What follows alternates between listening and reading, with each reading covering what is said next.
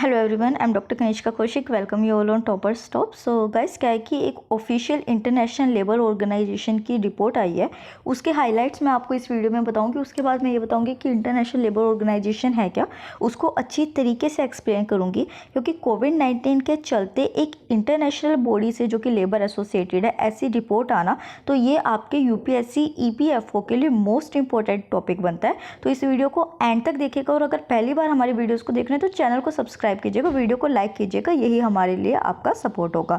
तो चलिए वीडियो को शुरू करते हैं। तो देखिए, आईएलओ की जो रिपोर्ट्स आई है, मतलब इंटरनेशनल लेबर ऑर्गेनाइजेशन की, उसकी हाइलाइट्स क्या है। तो देखिए, ये जो यूएन एजेंसी है आईएलओ, इसमें बेसिकली एक रिपोर्ट निकाली है जिसको कि टाइटल दिया गया है ILO monitor second edition covid and world of work. तो यहाँ पे कोविड-19 के चलते किस तरीके से सभी वर्ल्ड की कंट्रीज के वर्क को इफेक्ट पड़ रहा है, लेबर के ऊपर इफेक्ट पड़ रहा है, ये इस रिपोर्ट में बताया गया है, जो कि 18 मार्च 2020 को पब्लिश हुई है।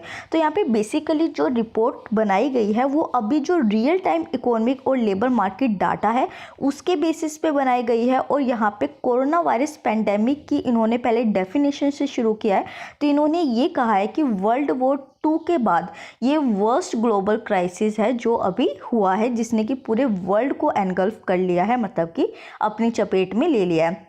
फिर उन्होंने अपने डाटा की शुरुआत किया है। तो उन्होंने ये कहा है कि देखिए, हम देख रहे हैं कि डिफरेंट कंट्रीज़ के अंदर लॉकडाउन हो रखा है, किसी के अंदर फुल लॉकडाउन है तो किसी के अंदर पार्शियल लॉकडाउन है। बट ये जो लॉकडाउन हो रहा है, चाहे पार्शियल है चाहे फुल है, इसने 27 बिलियन वर्कर्स जो हैं उनको अफेक्ट किया है। अब आपको प्रीलिम्स के लिए क्या चीज़ रखनी है, पहली बात तो ये जो रिपोर्ट है इसका टाइटल आपको याद रखना है, क्योंकि डायरेक्टली ये पूछा जाता है, थीम्स पूछी जाती है इंडेक्सेस की, सर्वेज की, रिपोर्ट्स की, तो थीम और टाइटल याद रखेगा। दूसरा जो इन्होंने कहा है कि 2.7 बिलियन वर्कर्स यहाँ पे इफेक्ट हुए हैं। तो ये जो 2.7 बिलियन वर्कर्स हैं, ये कितनी वर्ल्ड की वर्कफोर्स को कॉन्स्टिट्यूट करते हैं, ये फैक्ट आपको अच्छे से रट लेना है। तो 81% ऑफ वर्ल्ड वर्कफोर्स जो है वो इससे अफेक्ट हुई है, तो ये फैक्ट आपको याद रखना है। आगे हाइलाइट्स में देखते हैं तो ये कहा गया है कि जो एम्प्लॉयमेंट कॉन्ट्रैक्शन हुई है। अब एम्प्लॉयमेंट कॉन्ट्रैक्शन क्या होता है, मान लीजिए आप वर्किंग है, आप 8 आवर्स के लिए वर्क करते हैं।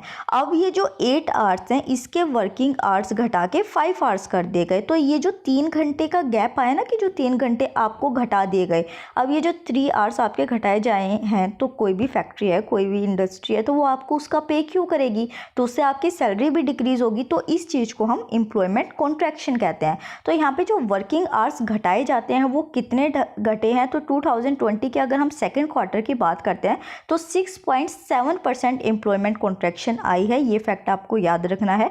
और दूसरी चीज़ आपको याद रखनी है कि इसकी वजह से 195 मिलियन फुल टाइम वर्कर्स जो है उनकी जॉब भी लॉस हुई है। हालांकि इंडिया जैसी कंट्री में आप देख रहे हैं कि जो हमारे प्राइम मिनिस्टर नरेंद्र मोदी हैं वो बार बार आके कह रहे हैं कि अपने वर्कर्स को मत हटाइए। बट आप एक चीज़ ये देखिए कि जो ओनर्स हैं फैक्ट्रीज़ के, इंडस्ट्रीज़ के, उनका भी तो प्रोडक्शन होगा, तभी उनके पास पैसा आएगा। जब उनके पास पैसा आएगा, मनी होगी, तो तभी वो अपने वर्कर्स को इनकम प्रोवाइड करेंगे।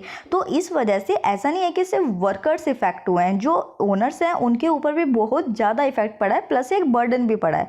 तो इस तरीके से 195 मिलियन फुल टाइम वर्कर्स जो है उन्होंने अपनी जॉब बहुत सारी कंट्रीज़ के अंदर खो दी है। उसके बाद देखिए, अब ये वाला जो पॉइंट है ये आपके लिए मोस्ट इंपॉर्टेंट है। इसमें क्या कहा गया है, डिक्रीजिंग ऑर्डर पे दिया गया है फैक्ट कि कौन सी कंट्री के अंदर या कौन से रीजन के अंदर ज़्यादा जॉब लॉसेज हुए हैं। तो सबसे पहले जो वर्स्ट अफेक्टेड स्टेट है वो अरब स्टेट्स है, मतलब कि जो अरब कंट्रीज़ है वो सबसे ज़्यादा अफेक्ट हुई है, जिसमें 5 मिलियन फुल टाइम वर्कर्स जो हैं उनकी जॉब लूज हो चुकी है, जो कि 8.1% इक्विवेलेंट है। फिर अरब कंट्रीज़ के बाद आता है यूरोप, जिसमें 12 मिलियन फुल टाइम वर्कर्स जो हैं उन्होंने अपनी जॉब लॉस किया। और उसके बाद आता है एशिया एंड पैसिफिक एरिया, जिसमें 125 मिलियन फुल टाइम वर्कर्स ने किया है, लॉस किया है अपनी जॉब का। तो सबसे पहले क्या आ गया, आपका एशिया एंड पैसिफिक एरिया आ गया, फिर आपका यूरोपियन कंट्रीज़ आ गई, और फिर आपका अरब स्टेट्स आ गया। तो ये वाली चीज़ बहुत इंपॉर्टेंट है, इसको याद रखेगा।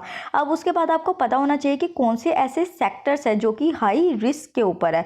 तो अकोमोडेशन और जो फूड सर्विसेज के सेक्टर्स हैं, मैन्युफैक्चरिंग रिलेटेड है, रियल एस्टेट सेक्टर है।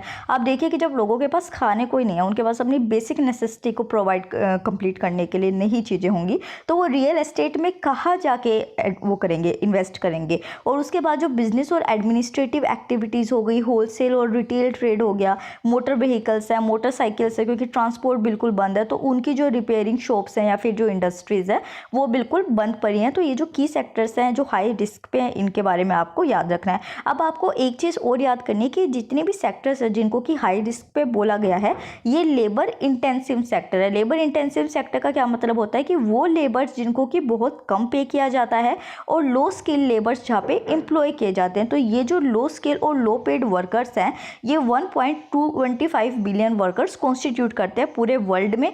और अगर हम एक परसेंटेज के अकॉर्डिंग देखते हैं तो 38% ग्लोबल वर्कफोर्स जो है वो इससे कॉन्स्टिट्यूट होती है। उसके बाद इन्होंने ये कहा है कि अराउंड 2 बिलियन इनफॉर्मल वर्कर्स जो हैं वो डेवलपिंग कंट्रीज से आते हैं जो कि रिस्क पे है। तो ये अगेन आपका एक्चुअली तो सारे ही पॉइंट्स जो हैं इस रिपोर्ट के वो इंपॉर्टेंट है आपके एग्जाम प्रोस्पेक्टिव से भी, प्लस आपके इंटरव्यू प्रोस्पेक्टिव, दोनों से ये चीज़ें बहुत ज़्यादा इंपॉर्टेंट है। तो यहाँ पे कहा गया है कि 2 बिलियन इनफॉर्मल वर्कर्स जो हैं वो डेवलपिंग कंट्रीज से बिलोंग करते हैं। और अगर हम स्पेसिफिकली इंडिया की बात करते हैं तो 400 मिलियन पीपल जो है वो इनफॉर्मल इकोनॉमी में वर्क करते हैं। और इनफॉर्मल इकोनॉमी में जो ये इतना नंबर दिया गया है 400 मिलियन का, ये आप समझिए कि 90% वर्कफोर्स है। तो आप समझ सकते हैं कि 90% वर्कफोर्स इंडिया के अंदर अफेक्ट होगा तो कितना ज़्यादा क्राइसिस बढ़ने वाला है, और जो कि डीपर पॉवर्टी में अब जाने वाले हैं। उसके बाद जो ILO है उसने 4 की पिलर्स दिए हैं जिससे कि हम कोविड-19 को फाइट कर सकते हैं इकोनॉमिक प्रोस्पेक्टिव में। तो सबसे पहले ये कहा है कि इकोनॉमी और जो एम्प्लॉयमेंट है उसको स्टिमुलेट करने की ज़रूरत है। दूसरी बात इन्होंने कहा है कि जितने भी एंटरप्राइजेज है, जॉब्स हैं, इनकम्स है, उनको सपोर्ट करने की ज़रूरत है। तीसरी चीज़ इन्होंने कही है कि जो वर्कफोर्स में वर्कर्स है उनको प्रोटेक्ट करना बहुत बड़ी जिम्मेदारी है। और लास्ट में ये कहा है कि सोशल डायलॉग होना चाहिए यहाँ पे सॉल्यूशंस का, ताकि एक जो सोशल सिक्योरिटी है वो वर्कर्स की बनी रहे। तो ये तो हमने कर ली रिपोर्ट डिस्कस। अब इंटरनेशनल लेबर ऑर्गेनाइजेशन ने जब इतनी इंपॉर्टेंट रिपोर्ट दी है तो आपको इसके बारे में भी सारे फैक्ट्स पता होने चाहिए। तो चलिए उसको शुरू करते हैं। तो देखिए, इंटरनेशनल लेबर ऑर्गेनाइजेशन बेसिकली क्या है। ये एक UN की एजेंसी है जो कि वर्ल्ड ऑफ वर्क को कंप्लीट करती है, और ये मेंबर है UNDP का भी। तो ये वाले जो फैक्ट्स हैं ये आपसे पूछे जाते हैं। मान ली कोई भी आपसे ऑर्गेनाइजेशन दे दी और फिर पूछ लिया गया कि क्या ये UNDP का मेंबर है या नहीं है, तो इस तरीके के फैक्ट्स पूछे जाते हैं। तो UNDP के मेंबर्स हैं इंटरनेशनल लेबर ऑर्गेनाइजेशन के अंदर। इनका मैंडेट क्या है, देखिए ये जो है इंटरनेशनल लेबर स्टैंडर्ड्स को सेट करते हैं। उसके बाद जितने भी राइट्स होते हैं लेबर्स के वर्क प्लेस पे उसको प्रमोट करना, इवन जो है उनकी एम्प्लॉयमेंट अपॉर्चुनिटीज़ जो हैं वो डिसेंट कैटेगरी के लिए हो उसको एंकरेज करना, और वहीं पे उनको सोशल प्रोटेक्शन प्रोवाइड करना, और जो वर्क रिलेटेड इश्यूज़ है उसमें उनकी अगर कोई भी प्रॉब्लम है तो उनको स्ट्रेंथन आउट करना। ये सारे इसके मैंडेट्स के अंदर आता है। स्ट्रक्चर की बात करते हैं तो देखिए ये ट्राईपार्टाइट UN एजेंसी। ट्राईपार्टाइट का क्या मतलब है कि इसके अंदर 3 लोग इन्वॉल्व है। 3 लोग कौन से, किसी भी कंट्री की गवर्नमेंट या फिर इंटरनेशनल गवर्नमेंट, उसके बाद एम्प्लॉयर्स और तीसरे वर्कर्स। तो ये ट्राईपार्टाइट है। तो आपको ये याद रखना है कि तीनों इसके अंदर इन्वॉल्व होते हैं। इस तरीके से क्वेश्चन पूछा जाता है। मान लीजिए ये कह दिया गया कि जो इंटरनेशनल लेबर ऑर्गेनाइजेशन है उसमें सिर्फ गवर्नमेंट और एम्प्लॉयर्स पार्टिसिपेट करते हैं, वर्कर्स का ऑप्शन नहीं दिया गया। तो इस चीज़ें, ये जो छोटी छोटी चीज़ें आपको याद रखनी है।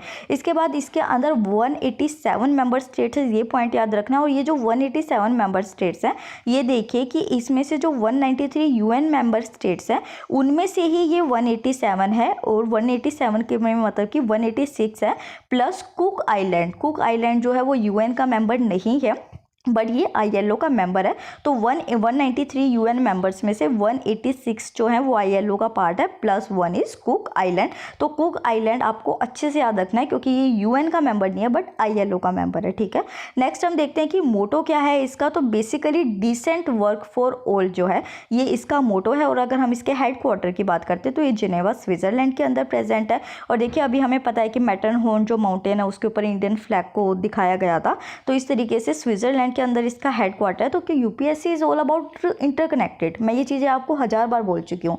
तो ये वाली चीज़ें आपको याद रखनी कि स्विट्जरलैंड के अंदर इसका हेडक्वार्टर, और इस तरीके से UPSC जो है इंटरकनेक्ट कर सकता है चीज़ों को, ठीक है। तो हेडक्वार्टर आपसे डायरेक्टली पूछा जा सकता है। पेरेंट ऑर्गेनाइजेशन की बात करते हैं। तो economic and social council of UN जो है ये इसकी पेरेंट ऑर्गेनाइजेशन है, मतलब ये इसके अंडर काम करता है। और नेक्स्ट स्लाइड से पहले मैं आपको बोल दूं कि प्लीज़ चैनल को सब्सक्राइब कर दीजिए अगर आप इस वीडियो को देख रहे हो और आपने नहीं किया, ये हमारे लिए सपोर्ट होगा। फिर हम हिस्ट्री की बात करते हैं तो देखिए 1991 में इसको क्रिएट किया गया था as part of treaty of Versailles. Versailles क्या है कि देखिए जब वर्ल्ड वॉर 1 एंड हुआ था तो उसके बाद लोगों को ये फील हुआ कि यूनिवर्सल और लास्टिंग पीस की बहुत ज़्यादा ज़रूरत है। और ये जो पीस है ये कब आएगा, जब सोशल जस्टिस होगा। और सोशल जस्टिस कैसे होगा, जब लेबर्स को भी इक्वल अपॉर्चुनिटीज़ मिलेंगी। उसके बाद 1946 में आईएलओ जो है वो एक स्पेशलाइज एजेंसी बन गया था यूएन की। और ऑर्गेनाइजेशन जो थी ये आईएलओ, इसको 1969 के अंदर इसकी जो 50th एनिवर्सरी थी उस पर नोबेल पीस प्राइज़ भी दिया गया था। तो ये फैक्ट्स आपको याद रखने हैं। लास्ट में देखते हैं कि इंडिया और जो आईएलओ है उसका क्या रिलेशन है। तो ये वाला पॉइंट बहुत ज़्यादा इंपॉर्टेंट है कि इंडिया जो है वो फाउंडिंग मेंबर्स ऑफ आईएलओ के अंदर आता है, मतलब कि इंडिया ने भी पार्टिसिपेट किया था जब आईएलओ को फाउंड किया जा रहा था। और अगर हम बात करते हैं कि कितनी सारी कन्वेंशंस को रेटिफाई किया गया है, तो इंडिया ने जो 189 आईएलओ कन्वेंशंस है उनमें से 47 को रेटिफाई कर चुके हैं ये। और इसमें से जो 8 कोर कन्वेंशंस है, मतलब कि बहुत ज़्यादा इंपॉर्टेंट है, उसमें से इंडिया जो है वो 6 जो कन्वेंशंस थे उनको पहले रेटिफाई कर चुके थे। और जो अभी प्रेजेंट गवर्नमेंट है उसने 2 कन्वेंशंस को भी कर दिया है रेटिफाई, मतलब कि जो 8 कोर कन्वेंशंस है सारी की सारी हो चुकी हैं। ये जो 2 कन्वेंशंस हैं जो कि अभी प्रेजेंट गवर्नमेंट ने रेटिफाई किए, इसके नाम आपको याद रखने हैं C-138 और C-182। ये दोनों आपको नाम याद रख 182 जो है, और ये किससे रिलेटेड है, चाइल्ड लेबर से रिलेटेड है। तो चाइल्ड लेबर भी इशू रहता है मेनली हमेशा इंपॉर्टेंस में या फिर जो हाईलाइट्स होते हैं। तो ये सारे फैक्ट्स आपको याद रखने हैं। Again I am saying and one thing more guys कि 2 दिन से वीडियो नहीं आ रही थी, मैं सीवियरली मेरे को थोड़ा हेल्थ इशू हो रहा था तो इस वजह से मैं वीडियोस नहीं बना पाई, उसके लिए सॉरी। बट आज से वीडियो जो है वो दोबारा शुरू हो जाएंगी, करंट अफेयर की वीडियो भी आएगी। पर अगर ये वीडियो पसंद आई हो तो चैनल को सपोर्ट जरूर कीजिएगा, वीडियो को लाइक जरूर कीजिएगा। Thank you so much.